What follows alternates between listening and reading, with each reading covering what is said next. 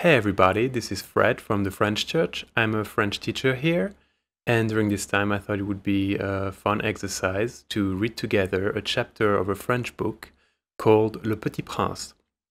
I will put a copy of the PDF in the description under this video. There's no copyright in the US, so you can download it and read it along with me. Let's get started. Premier chapitre. Lorsque j'avais 6 ans, j'ai vu, une fois, une magnifique image dans un livre sur la forêt vierge qui s'appelait « Histoire vécue ». Ça représentait un serpent boa qui avalait un fauve. Voilà la copie du dessin.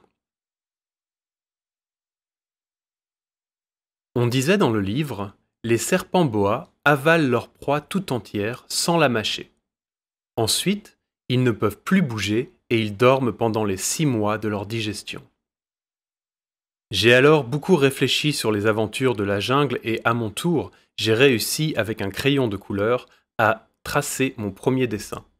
Mon dessin numéro 1, il était comme ça. J'ai montré mon chef-d'œuvre aux grandes personnes et je leur ai demandé si mon dessin leur faisait peur. Elles m'ont répondu « Pourquoi un chapeau ferait-il peur ?» Mon dessin ne représentait pas un chapeau, il représentait un serpent boa qui digérait un éléphant.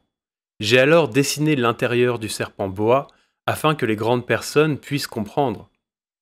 Elles ont toujours besoin d'explications. Mon dessin numéro 2 était comme ça.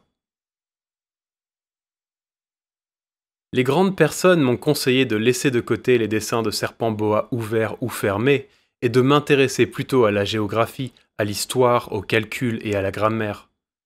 C'est ainsi que j'ai abandonné, à l'âge de 6 ans, une magnifique carrière de peintre. J'avais été découragé par l'insuccès de mon dessin numéro 1 et de mon dessin numéro 2. Les grandes personnes ne comprennent jamais rien toutes seules.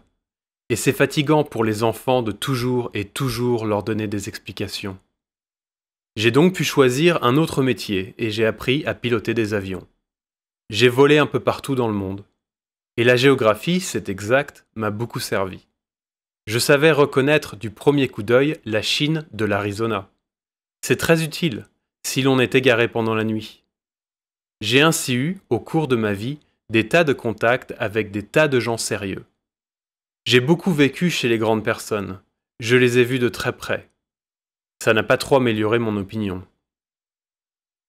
Quand j'en rencontrais une qui me paraissait un peu lucide, je faisais l'expérience sur elle de mon dessin numéro 1 que j'ai toujours conservé. Je voulais savoir si elle était vraiment compréhensive. Mais toujours elle me répondait « C'est un chapeau ». Alors je ne lui parlais ni de serpent boa, ni de forêt vierge, ni d'étoiles. Je me mettais à sa portée.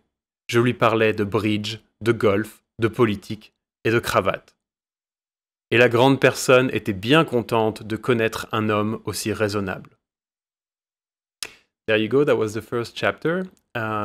If you had trouble, you can read along and watch again this video. And I'll see you on the next one.